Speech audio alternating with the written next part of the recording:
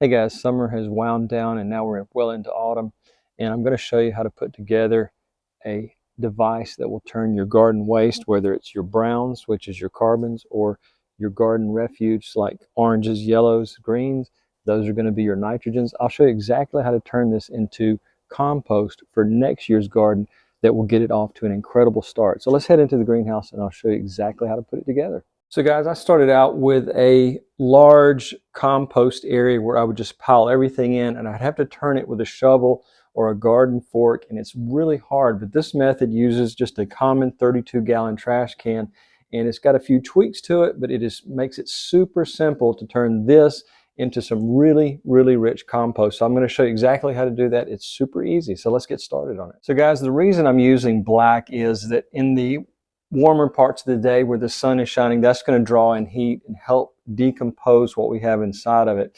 Now, a lot of people just put the lid can on like this, and that's fine. There's nothing wrong with it. But if you're like me and you stay really busy, you can flip this so it will automatically add water.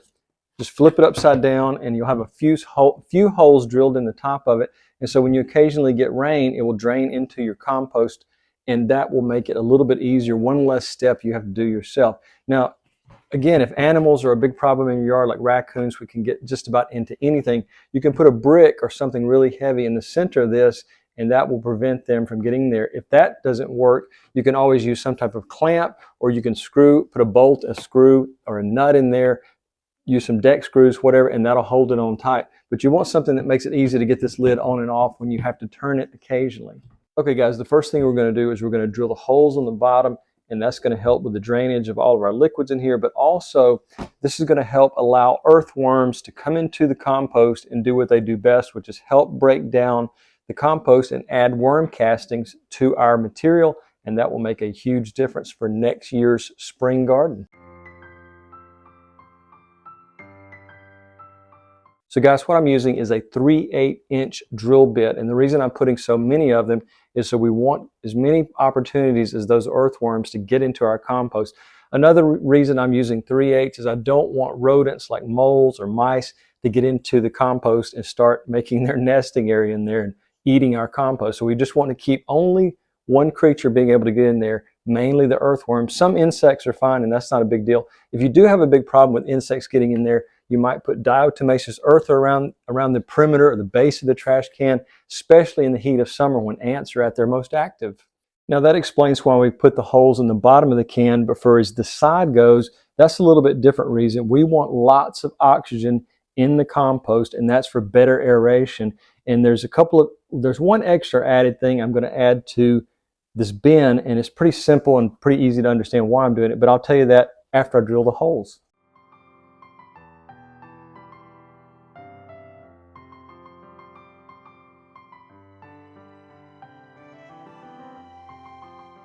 Now guys, as far as drilling the holes, it's not an exact science. I'm just doing about every 3, 4, or 5 inches. I just want to make sure there's a lot of potential for oxygen to get into our compost as it's decaying.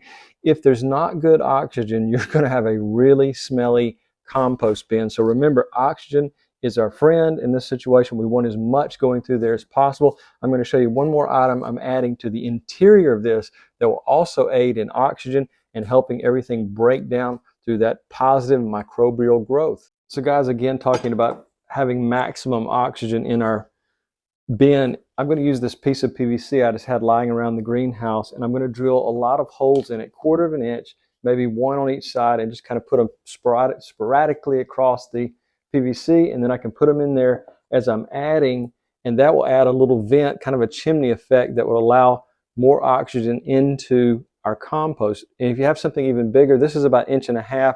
I thought maybe I had a 2.5 or 3-inch piece, but that would be even better. But this just happens to be what I had lying around the greenhouse. So whatever you have, if you specifically want to go out and get a 2.5 or 3, remember that PVC goes up in price quite a bit when you start talking about those sizes. So I'm just using what I have in the greenhouse.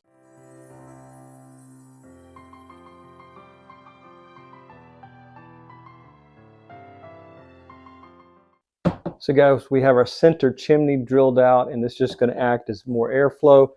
As we're filling again, we're just going to put it right in the center, and that's just going to add a little bit more oxygen movement throughout the entire compost bin. Now you want to remember, you don't want to put anything in the top of this, so you may want to put a cap on it, tape the top of it with some aluminum tape, but you just want to remember, you want to make sure that it's free of any debris. You can take it out and check it pretty easily and force it back in there by pulling back some of your compost. But just remember, this is for more oxygen flow. That's our goal. So guys, one other thing I would recommend doing to speed up this process and get the worms to getting to your compost even faster is to take some black cow compost, the ones in the yellow bag at the big box store, putting it under your bin and piling it up to about 3 inches around the bin, and that will get the process started a little bit quicker.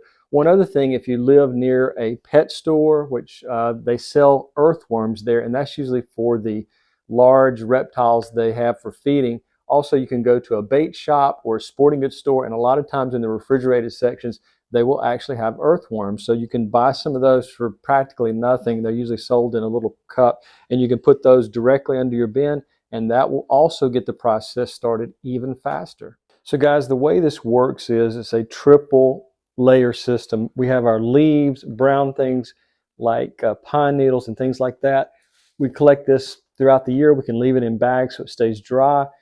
That will be our first layer. Our second layer will be our greens, things from the garden, plants that we're cut away, anything that's green. Now, the nutritional layer is going to be our table scraps, eggshells, leftover produce, anything like that. I don't recommend putting any types of meats or cheeses into the system because that's just going to take too long to break down. So just remember, you've got those 3 layers going there. One other piece of advice I'll give you on eggshells is you can make a slurry with them if you put them in your blender. I have a greenhouse blender that I only use in the greenhouse.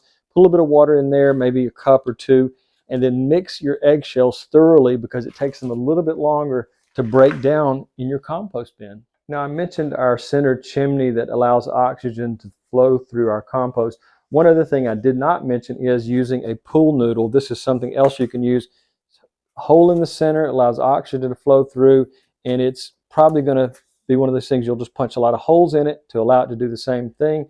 But if you don't have a larger piece of PVC, you can use something as simple as a pool noodle. Okay, we're going to mix our first batch up by pouring our carbon in, our brown leaves, pine needles, and things like that.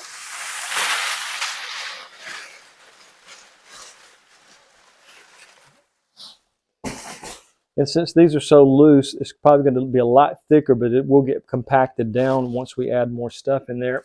And the next thing, we're going to add our greens, and it's like our chimney is already starting to stand on its own. We're going to add our greens in next.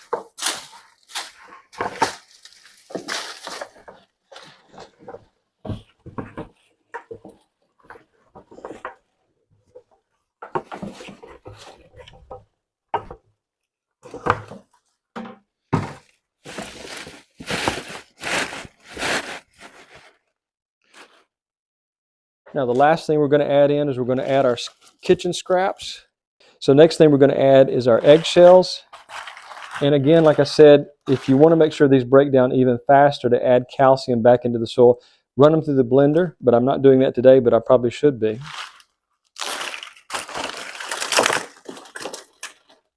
Okay, lastly, we're going to do the same process over again. We're going to add in some of our brown material, our carbon.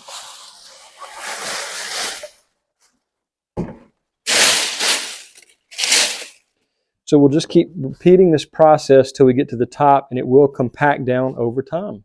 So guys, you're going to keep repeating that over and over until you get to the top. Now you can mix as you go, or you can just let it sit like that and let it decompose just as is. But sometimes mixing may be a better way to do it. But I like just to kind of put it in there and let things go naturally.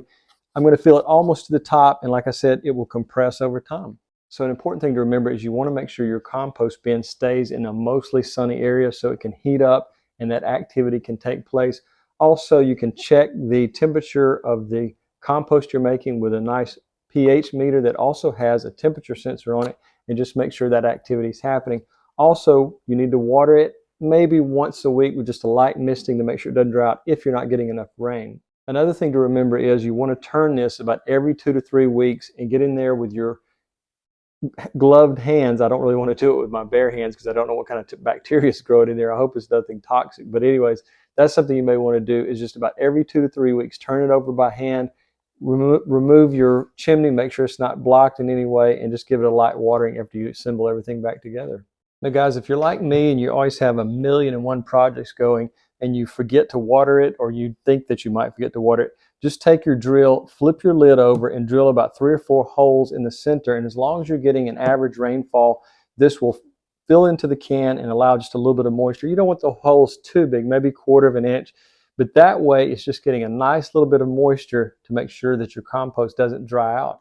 Now, as I mentioned earlier, you can also go around the edge and kind of tell exactly where your lip is, and you can drill a hole through there, and you can have your lid wired to make sure no wildlife can get into your compost bin.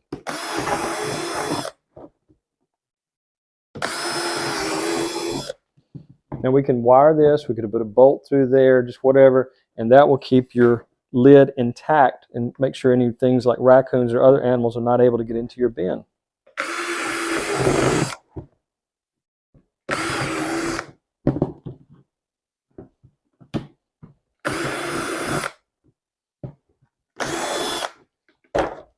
So as you can see, we have 2 holes on each side. We can wire that in really good, and that would prevent any animals from flipping the lid open. So lastly, I'm going to put a few holes right in the center to allow any rainwater to water our compost bin.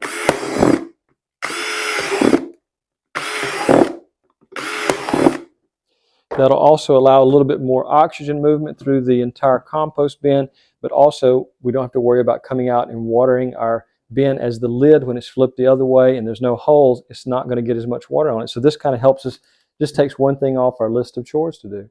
So guys, I'm going to finish up by giving you some extra tips I've learned along the way in creating these compost bins. I believe this is number 4, and I do recommend you creating multiple bins, so at different stages it'll always be making compost. While one bin is cooking, you'll have a second one started and a third one. So that's really going to save you a lot off of the really expensive compost.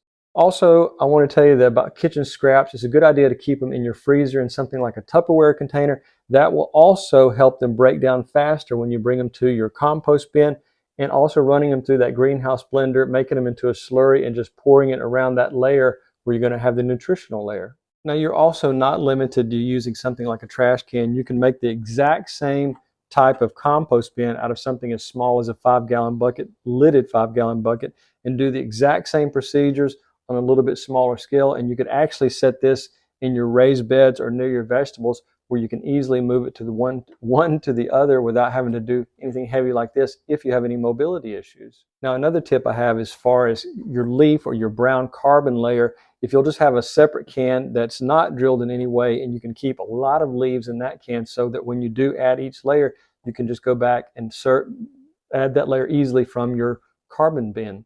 So another thing you want to do is you want to save a little bit of compost from each production to put into the next production, because there'll be a lot of microbial activity, and you might actually catch an earthworm or two to add to the new batch.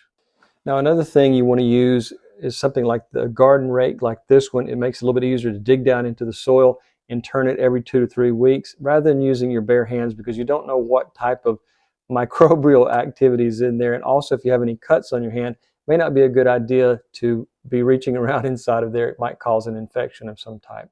So during the spring and summer, when you're operating this type of system, you can collect it in the fall and just add it directly to your garden bed, so it'll be ready to go for the following spring. Now, the next tip I'm not 100% sure of, but I've heard that earthworms do not like onions, so you can keep those out of your bin, because they say that that can almost repel earthworms, and I'm not 100% sure about that one, but it's probably something you just might want to consider. You can put those directly into your garden beds rather than use it in your compost bin. So your brown carbon layer is not limited to leaves and pine straw. You could use things like cardboard boxes, paper. As long as it's not a glossy printed box or a glossy printed piece of paper, you should be fine. You just want to use something that will break down quickly and doesn't have a lot of printer's ink on the outside of it.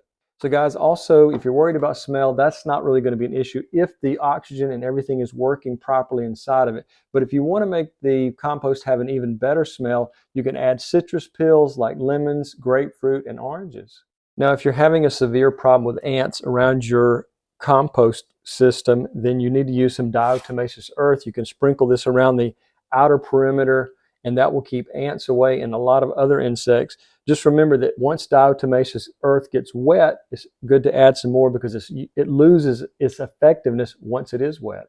So up above, I'll link a video about how to control ants in the garden, and it really works well, and I think that will take care of them. But if not, you can resort to diatomaceous earth. So if you have a problem with arthritis and would have a hard time turning over the compost inside, you can use a bulb auger on your drill and just put it down in there, and that will help stir up your compost quite a bit. So guys, I hope you'll consider making one of these. They're super simple to put together. It takes less than 30 minutes to get the whole thing assembled, and it will save you a lot of money on compost. And the type of compost that comes out of your own compost tumbler is better than what you would find at the store.